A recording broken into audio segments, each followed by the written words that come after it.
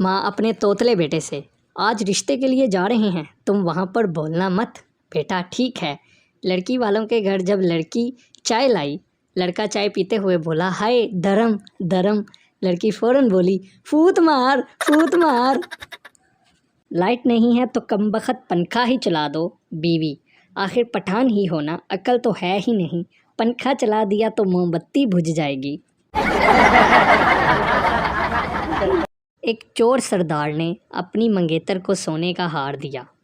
मंगेतर, सरदार जी भला इस हार की कीमत क्या होगी? सरदार जी, सिर्फ 3 साल कैद और बेशुमार लितर। ओल्ड जनरेशन कहती है चांदनी चांद से होती है, सितारों से नहीं। मोहब्बत एक से होती है, हज़ारों से नहीं।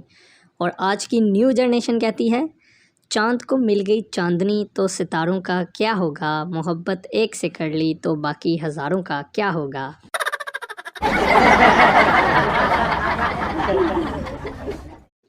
टीचर, 2 में से 2 निकालें तो क्या बचता है?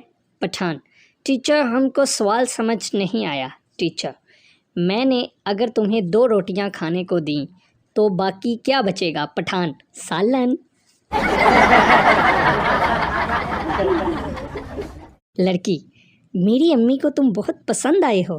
पठान शर्माते हुए बोला, कुछ भी हो, हम शादी सिर्फ तुम ही से करेगा। खाला को बोलो हमको भूल जाए।